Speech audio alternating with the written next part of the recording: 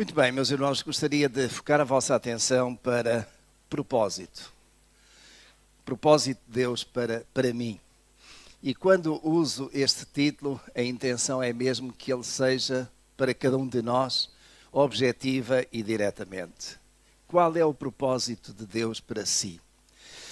E duas ou três perguntas para iniciar e ajudar nesse pensamento. Porquê é que você está aqui nesta igreja? Pensa um pouco. Porquê é que está aqui nesta igreja? Enganou-se na porta? Ia para outro lugar? Está aqui porque alguém o convidou? É natural. Muitas vezes isso acontece. Nós vimos a uma igreja porque alguém nos convida, mas depois voltamos outra vez e outra e acabamos por ficar. Porquê é que você está nesta igreja? Qual é o propósito de Deus para si? E esta é a grande questão que eu gostaria de trabalhar hoje consigo e comigo. Qual é o propósito de Deus para si? Certamente que nós sabemos, e lemos isso na Escritura, Deus tem um propósito para cada pessoa. E para cada pessoa em todo o mundo, até mesmo aqueles que não são crentes. É interessante nós notarmos como Deus agiu através de não crentes no passado, em situações que tinham a ver até com o seu povo. Mas especificamente, objetivamente, com aqueles que são seus, com aqueles que são crentes, Deus tem um propósito para cada um de nós. E esse propósito é diferente em vários aspectos. Alguns aspectos que são comuns, mas Deus trabalha com cada um de nós de uma forma muito objetiva, muito pessoal, porque Deus quer que cada um de nós esteja num determinado lugar a fazer uma determinada coisa para aquilo que o Senhor realmente tem desejado e tem intencionado. Eu gostaria só de, para ajudar a contextualizar, de mencionar alguns no passado que nós encontramos na Escritura que Deus colocou num determinado lugar, não que eles tivessem desejado ter estado nesse lugar, mas que Deus colocou nesse lugar com um propósito bem específico. Um deles, naturalmente, José. José no Egito. É de facto uma figura relevante na história da humanidade, não apenas na história do povo judeu, mas na história do povo egito, e os anais, os relatos dos egípcios deixam bem documentado aquilo que foi a presença, a participação, a atividade desse homem hebreu de nome José. Ele foi para o Egito não por vontade própria, sabemos. Foi para o Egito por vingança, por maldade dos seus irmãos. Foi para o Egito ainda jovem, vendido a uns mercadores. E passando a informação para o seu pai Jacó de que uma fera do campo tinha tomado José, que o cercou, que o matou. E por isso mesmo aí estava a túnica com sangue desse momento. Tinha sido mentira, a mentira dos irmãos de José para de algum modo salvarem, por assim dizer, a sua face diante do seu pai Jacó. José é vendido para o Egito e no Egito ele passa por tantas situações tão adversas que jamais alguém poderia pensar que José conseguiria escapar. Mas Deus foi com José. Deus tinha um propósito para José. E esse propósito ainda estava muito longe da sua vista, muito longe daquilo que alguém alguma vez pudesse imaginar. Mas Deus vai agindo ponto a ponto na vida de José, fazendo passar desde a prisão até ao vexame, até situações de servilismo, de alguma dificuldade e uma humilhação, mas Deus vai trazendo José passo a passo, degrau a degrau, até àquela posição que naturalmente todos invejariam. Ser o segundo, logo a seguir a Faraó. E é exatamente quando José está nessa posição de ser o vice-rei do Egito, de um grande país, que Deus vai fazer com que o seu propósito mais alargado possa ser alcançado. E Deus vai trazer uma fome sobre toda a terra daquela região. E Deus vai dar a interpretação do sonho a José, que o faraó tem sobre vacas magras, vacas gordas, começando primeiramente pelas vacas gordas e depois as magras. E José pela orientação de Deus, tem exatamente esta capacidade de interpretar o sonho. E Deus vai então mostrar a José que o seu lugar ali ainda iria ser mais evidenciado. Acontece que, de facto, o povo judeu acabou por passar por fome, acaba por enviar Jacó alguns dos seus filhos ao Egito para comprarem trigo e desse modo poderem trazer sobrevivência para aquelas poucas famílias. E é exatamente naquele momento em que José está naquela posição de grande destaque, em que todos os silos do Egito estão completamente abastecidos e até novos silos e maiores foram construídos para guardar tudo aquilo que foi o produto dos campos durante o tempo das vacas gordas, porque as vacas magras estavam aí e iriam atingir não apenas a terra do Egito, mas os demais. José está naquele lugar central, cumprindo o propósito de Deus que eu, de certo modo, coloco em 2 ou 3 palavras. Sobrevivência do povo judeu.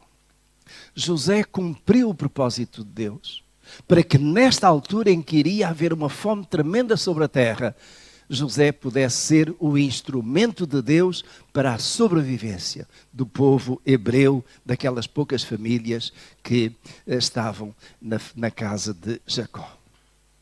Anos mais tarde, mais de 400 anos depois, Deus vai ter o propósito também para o seu povo, mas com um outro. E esse tem o nome de Moisés. Também no Egito ainda. Moisés fazia parte agora de um povo muito numeroso no Egito. Ao fim de 400 anos, aquelas famílias tinham se multiplicado. O que para os faraós durante um tempo foi de facto muito bom, porque aumentou a população escrava para o trabalho. E aquelas obras faraónicas estavam a ser feitas à custa de tanta escravidão do povo hebreu. E eis que Moisés nasce, é curiosamente educado pela sua própria mãe, que no fim de contas é uma mãe que vai cuidar do seu filho e ainda por cima é paga, mas também ao mesmo tempo, depois na casa de Faraó, ele recebe a instrução egípcia, do melhor que havia em termos de conhecimento científico. E Moisés vai crescendo exatamente com essas duas culturas, a cultura hebreia e a cultura egípcia. E até aos 40 anos ali está.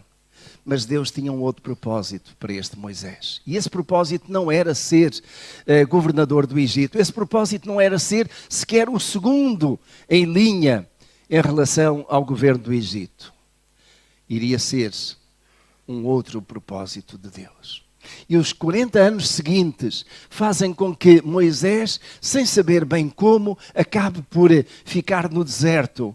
E Deus vai falar e vai preparar aquele Moisés para aquilo que era a missão que Deus tinha para ele. E ao fim daqueles 40 anos, quando Moisés já tinha 80, Deus manda Moisés então de volta para o Egito, porque Deus tinha um propósito para Moisés. E esse propósito qual era? Ser o líder de um povo que era numeroso, milhares, centenas de milhares naquela altura, e que precisariam de sair debaixo da escravatura do faraó. E Deus vai liderar a saída daquele povo de volta para a terra prometida, através de Moisés.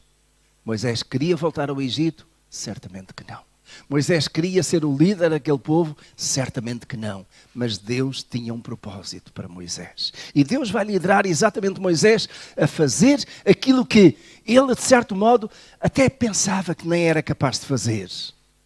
E muitas vezes isso acontece connosco. Quando Deus nos chama, Ele nos comissiona, Ele nos prepara, Ele nos capacita. E Deus vai capacitar Moisés para ser líder do povo que durante 40 anos vai atravessar o deserto até chegar às portas da terra prometida. Uma outra, e agora uma mulher, de nome Esther. Esther estava juntamente com o seu povo, escrava também nas terras do Oriente. Esther nunca pensava, mas nunca pensava mesmo alguma vez vir a ser rainha. Nunca pensava vir a ter aquela posição de destaque, aquela posição de grande importância e relevância. Mas Deus tinha um propósito para Esther. E curiosamente, também relacionado com a sobrevivência do seu povo. Neste caso, com a sobrevivência de um remanescente que estava no cativeiro. No entanto, o diabo também tem os seus propósitos. E o diabo vai querer usar alguém muito próximo do rei. O diabo vai usar Amã para, de algum modo, inventar uma história e procurar que o povo hebreu pudesse ser completamente exterminado. Mas Deus tinha outro propósito. E esse propósito de Deus vai se revelar mais tarde. Eu recomendo a leitura do livro de Esther, apenas para que haja esse contexto e essa compreensão. Mas o que é certo é que Esther acaba por ser desafiada pelo tio Mardoqueu a poder assumir uma posição que era de elevado risco. Ainda que ela fosse rainha, mas chegar à presença do rei sem ser chamada era de elevado risco, porque ela poderia pagar com a sua própria vida. Até que Mardoqueu lhe diz: quem sabe se para um tempo como este tu chegaste a esse lugar. Quem sabe? Deus sabia, porque foi Deus que a colocou lá. O propósito de Deus para a sobrevivência daquele remanescente de Israel estava prestes a acontecer por causa desta mulher que corajosamente acaba por se colocar nas mãos de Deus depois de um tempo de jejum e oração e diz: se eu sobreviver, sobrevivo, se eu morrer, morrerei, mas estou pronta a fazer a vontade de Deus. Cumpriu o seu propósito. E através daquilo que Esther fez, Deus trouxe a sobrevivência daquele povo que estava condenado ao extermínio. Mencionar muito ao de leve alguns outros mais agora do Novo Testamento: Áquila e Priscila. Um casal de que a Escritura não fala muito, mas que foram extremamente relevantes, pelo menos para dois obreiros do Senhor. Um deles, Apolo. Apolo era um jovem eloquente, conforme a Escritura diz, que falava bem, que de facto era audacioso, que era dedicado à partilha do Evangelho, mas que estava ainda um pouco confuso em relação a alguns aspectos. E de facto, Áquila e Priscila, um homem e uma mulher, acabam por se chegar junto de Apolo e o ajudar a entender as coisas que ele precisava de esclarecer. Mas também e sobretudo com Paulo. Porque tantas vezes Áquila e Priscila fizeram companhia a Paulo, noite fora, procurando fazer tendas, para que com isso pudesse haver sobrevivência. Não apenas para o casal, mas também para o próprio Apolo, para o próprio apóstolo Paulo, nas suas viagens missionárias. Cumpriram o propósito de Deus. E o propósito de Áquila e Priscila não era, neste caso, um lugar de grande destaque, mas de ajuda, de apoio a alguém que sim tinha um lugar de destaque, que era o apóstolo Paulo. Um outro que também teve um papel determinante na vida do apóstolo Paulo e no início da obra missionária, e de que a Bíblia nos fala pouco e às vezes nós temos tendência a esquecer, é o chamado Barnabé. Barnabé é o homem das consolações, alguém que fez parte da equipe missionária, da primeira equipe missionária do apóstolo Paulo, quando o Espírito Santo diz à igreja especificamente que entre aqueles vários que eram profetas, que eram mestres da igreja de Antioquia, pudessem ser separados. Separai-me, Paulo e Barnabé, para a obra que os tenho chamado. E aí vai Barnabé. Não vou falar em Paulo porque é subejamente conhecido. E Paulo cumpriu exatamente o propósito de Deus. Qual era? Ser um vaso para os gentios. Mas uma vez mais, e é importante isso, será que alguma vez Paulo desejou aquele lugar? Já que alguma vez o apóstolo Paulo, enquanto Saulo de Tarso, alguma vez pensou que estaria naquele lugar? Jamais. Ele, pelo contrário, resistiu, lutou, perseguiu a igreja, fez tudo para que ele jamais pudesse estar naquele lugar.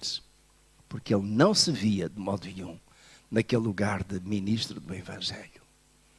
Mas Deus tinha um propósito para aquele Saulo de Tarso, que veio a ser Paulo. Meus irmãos, eu poderia continuar aqui por bem mais tempo mencionando vários homens e mulheres para os quais Deus teve um propósito.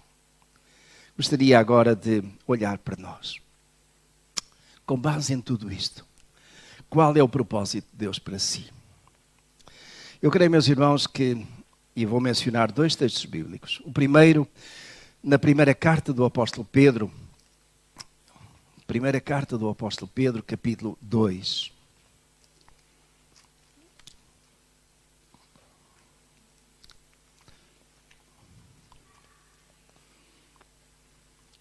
E esta, por ser uma carta universal, uma epístola universal, o apóstolo Pedro está a falar, está a dirigir-se a todos os crentes, em particular, claro, aos hebreus, mas não só. E no capítulo 2, versículo 9, e é aí que eu gostaria de focar a vossa atenção muito brevemente, ele menciona o seguinte: mas vós sois a geração eleita, o sacerdócio real, a nação santa, o povo adquirido. Para quê? Para que anuncieis as grandezas daquele que vos chamou das trevas para a sua maravilhosa luz. Eu creio, meus irmãos, que aqui o apóstolo Pedro deixa bem claro qual é o propósito da igreja em termos de serviço.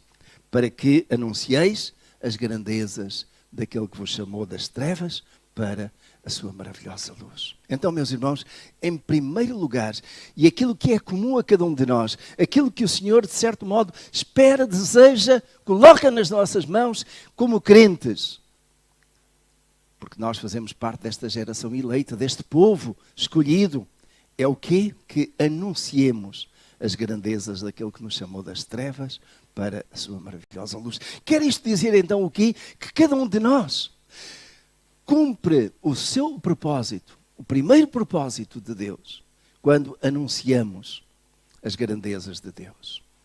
Ou seja, quando nós testemunhamos, quando nós falamos de Jesus aos outros, quando nós, nas nossas relações no dia a dia, falamos daquilo que nos é próprio, falamos daquilo que nos é tão querido, falamos do nosso Senhor, do nosso Salvador e daquilo que o Senhor Jesus tem feito na nossa vida. E isso é alguma coisa que deve fazer parte da nossa vida diariamente. Meus irmãos, isto não é opção. Isto não é alguma coisa que nós decidimos. E eu vou deixar isso para os missionários, eu vou deixar isso para aqueles que são evangelistas, eu vou deixar isso para os pastores. Não, meus irmãos, isto é para cada um de nós. Nós cumprimos ou não cumprimos este propósito de Deus. E este é, naturalmente, desde já, o desafio que eu coloco a cada um de vós. Você, meu irmão, minha irmã, seja jovem, seja adulto, você está a cumprir este propósito de Deus? Você está a anunciar as grandezas daquele que o chamou das trevas para a sua maravilhosa luz? Você é uma testemunha fiel desta grandeza de Deus, daquilo que Deus fez na sua vida? Não é preciso muito para nós podermos dar testemunho. E damos testemunho onde? Onde quer que estivermos.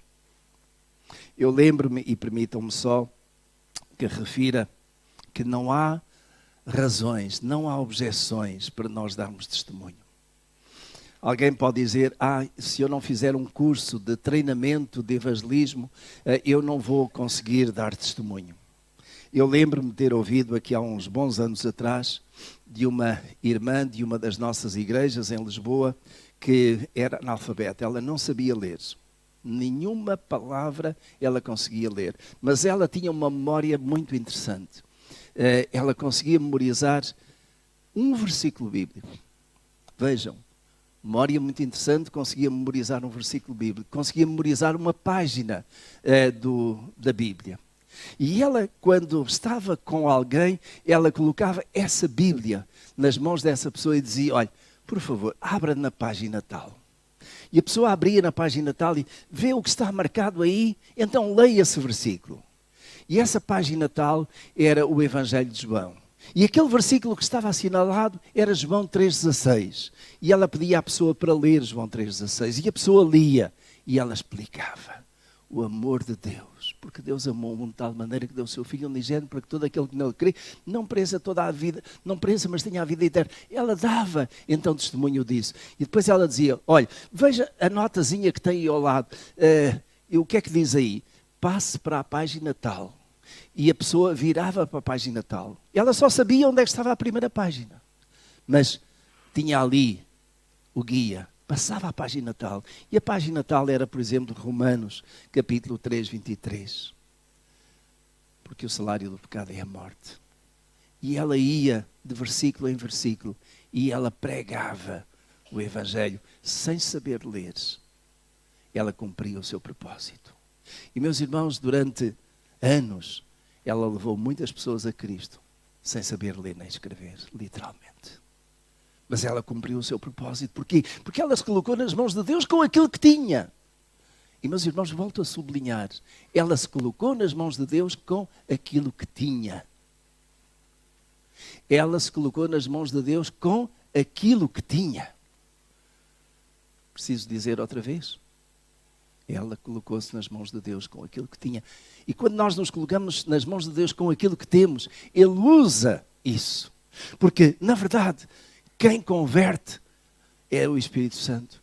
Quem leva as pessoas a aceitar Jesus e a aceitar a sua ação é tão somente o Espírito Santo. Nós somos apenas instrumentos. Mas reparem, nós cumprimos a nossa missão com aquilo que temos, usando as oportunidades, mas tendo este objetivo, tendo este propósito, anunciar o quê? As grandezas daquele que nos chamou das trevas para a sua maravilhosa luz. Você pode fazer isso no emprego, pode fazer isso na escola, pode fazer isso na sua vizinhança, pode fazer isso onde está. Deus deseja usar cada um de si, cada um de vós. Para quê? Em primeiro lugar, para que anunciemos as grandezas daquele que nos chamou das trevas para a sua maravilhosa luz. E, meus irmãos, isto aqui é para todos nós, sem exceção. Todos nós que somos crentes, todos nós que já experimentámos exatamente esse poder de Deus na nossa vida, temos este propósito para alcançar. O segundo propósito, meus irmãos, eu encontro até com um programa muito bem alargado, muito bem expresso, em Efésios. E peço que os irmãos abram comigo Efésios capítulo 4. Porque aí vamos encontrar também o propósito mais específico para cada um de nós. Efésios capítulo 4, versículos 11 até 16. Eu tenho refletido bastante sobre a carta do apóstolo Paulo aos Efésios. É uma carta que é essencialmente dirigida à igreja. E aqui, Efésios capítulo 4, verso 11, ele diz assim: E ele deu uns como apóstolos, outros como profetas, e outros como evangelistas, e outros como pastores e mestres, tendo em vista o aperfeiçoamento dos santos para a obra do ministério, para a edificação do corpo de Cristo, até que todos cheguemos à unidade da fé e do pleno conhecimento do Filho de Deus, ao estado do homem feito, à medida da estatura da plenitude de Cristo, para que não mais sejamos meninos inconstantes, levados ao redor pelo vento de doutrina, pela fraudulência dos homens, pela astúcia tendente à maquinação do erro. Antes, seguindo a verdade em amor, cresçamos em tudo naquele que é a cabeça, Cristo, do qual o corpo inteiro, bem ajustado e ligado pelo auxílio de todas as juntas, segundo a justa operação de cada parte, efetua o seu crescimento para a edificação de si mesmo em amor. E, meus irmãos, focando então neste texto e sobretudo nos primeiros 3 versículos que eu li. E ele deu uns como apóstolos, e outros como profetas, e outros como evangelistas, e outros como pastores e mestres. E é aqui que eu também encontro a resposta à mesma pergunta que vos fiz. Qual é o propósito de Deus para si? Qual é o propósito de Deus para mim? Deus chamou-me há 46 anos. Há 46 anos. para o servir como pastor. Na altura eu nem sabia bem, mas Deus foi clarificando isso passo a passo. E em 1976 eu entrei no seminário e fiz todo o meu percurso por aí fora. E cada vez mais sinto que a chamada de Deus para mim se cumpre no meu ministério pastoral. Ainda há pouco estava a falar com o irmão Virgílio, com a irmã Kelly, um pouquinho da nossa história. E a dado passo, eu que durante alguns anos tive um trabalho, uma responsabilidade a nível convencional, não como pastor, mas como secretário executivo da convenção durante 8, 9 anos. Chegou um ponto em que eu senti, porque estava já fora do pastorado de igreja, eu senti que o meu lugar é no pastorado da igreja. Foi para isso que Deus me chamou. Posso fazer outras coisas, mas Deus chamou-me para isso mesmo. E eu cumpro o meu ministério, servindo ao Senhor nessa condição. E conforme tenho partilhado com os irmãos recentemente, tenho sentido que Deus quer que eu ainda continue nessas funções, porque o propósito de Deus ainda está claro para mim, que é ser e continuar a ser pastor, e em particular pastor nesta igreja. Esse é o propósito de Deus para mim. Que através de oração, através de reflexão, através de dado passo eu pensar que teria acabado ou que estaria no fim, e Deus veio deixar claro que ainda não. Então eu, conforme já tenho dito, faço aquilo que Isaías fez. Eis-me aqui, envia-me a mim. Eis-me aqui, usa-me a mim. Esse é o meu propósito. O meu propósito que eu assumo diante do meu Deus, diante dos irmãos, é servi-lo nesta igreja como pastores. Agora, meus irmãos, neste texto aqui, está claro exatamente qual é a minha responsabilidade, qual é o propósito que Deus tem para cada um de vós. No texto nós lemos, então, ele deu uns como apóstolos, outros como profetas, outros como evangelistas e outros como pastores e mestres, tendo em vista o quê? O que é que um pastor faz na sua igreja? Qual é o propósito de Deus para cada um destes que Deus coloca nestas funções na igreja? Está no verso 12 com toda a clareza, tendo em vista o aperfeiçoamento dos santos para a obra do ministério, para a edificação do corpo de Cristo. Tendo em vista, está aí. Aquilo que Deus espera de mim em como pastor é exatamente servi-lo o melhor que sei, o melhor que sou capaz, o melhor que eu consigo para o aperfeiçoamento dos santos. Isto é, o aperfeiçoamento dos crentes. E para quê, meus irmãos? É aí que entra a vossa parte. Para a obra do ministério. Isto é, aquilo que é o meu propósito de Deus, para mim está claramente definido e eu estou pronto a assumi-lo com toda a minha convicção e com todas as minhas forças. Mas o propósito de Deus para cada um de vós está aqui claramente expresso também. E qual é o propósito de Deus?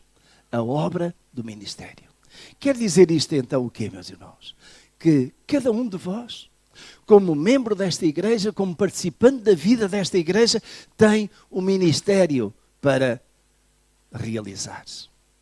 E quando cada um está no seu lugar e cada um desempenha o seu ministério, então o propósito de Deus na sua vida vai sendo alcançado. E é aqui, meus irmãos, que talvez surjam algumas dificuldades. E a primeira dificuldade é, e essa é a pergunta que cada um de vós pode fazer e deve fazer, em cada momento: Senhor, qual é o ministério que tu tens para mim? Qual é o ministério que Deus tem para si, meu irmão, minha irmã, nesta igreja? Uma vez que Deus o colocou aqui, uma vez que este é o lugar onde sente que Deus o tem colocado, qual é o ministério de Deus para si? O que é que Deus espera de si? Quando eu mencionei há pouco José, ele não queria estar naquele lugar. Moisés não queria estar naquele lugar. Paulo não queria de modo nenhum estar naquele lugar. Esther não queria estar naquele lugar.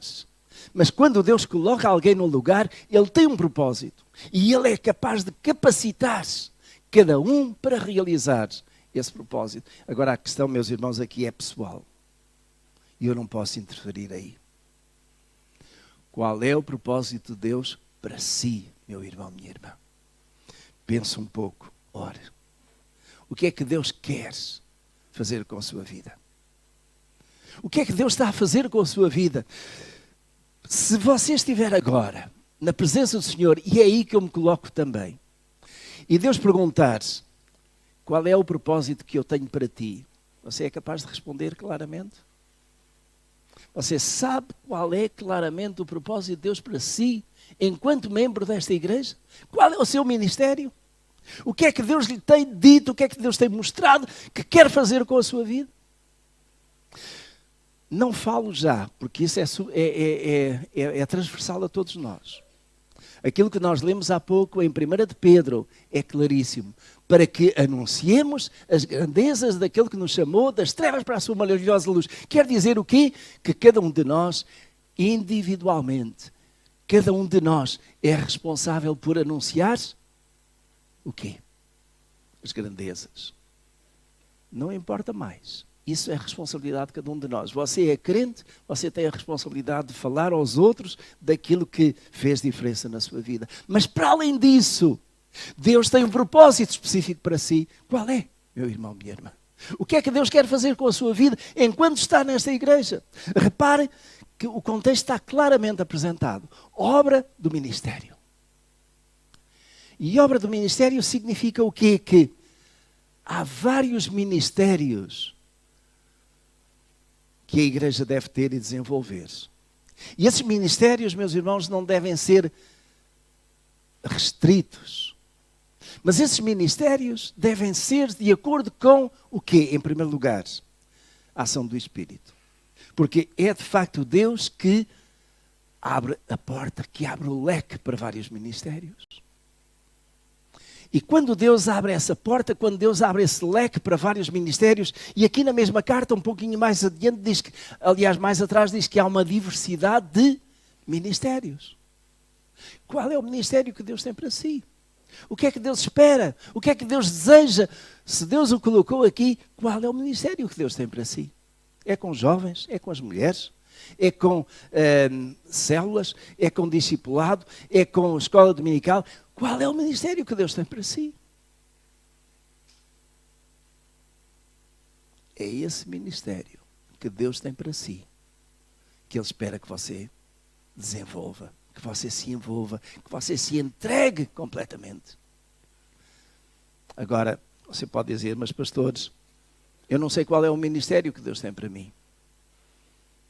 Então precisa de fazer desde já uma coisa. Oração, oração, oração. Através da oração e da busca de Deus, você vai descobrir qual é o ministério que Deus tem para si. Aquilo que é a minha responsabilidade, que é a minha obrigação e que eu estou pronto a assumir é preparar, capacitar, dar oportunidade para que tenha esse seu ministério a ser desenvolvido, sem restrição. Porque se é o Espírito Santo que o colocou ou a colocou aqui nesta igreja, e é o Espírito Santo, e eu não tenho dúvidas disso, que capacita, que dá ministérios, Ele também dá dons para que esse ministério seja realizado. Não existem, meus irmãos, ministérios sem dons. Na verdade, os ministérios só têm sentido porque Deus dá um dom a alguém que depois vai exercer esse dom e esse dom determina o ministério. Não o contrário. Isto é, a igreja não vai fazer aqui um elenco de ministérios à espera que alguém se possa apresentar para encaixar nesses ministérios. Não. Quando Deus, o Espírito Santo, dá dons, Ele tem um propósito para esse dom. Você tem um dom, tem alguns dons espirituais, isso é para ser usado em algum ministério. Se a nossa igreja tem na sua estrutura essa abertura para esse ministério ou não, é outra coisa. Mas se não tem, deve ter.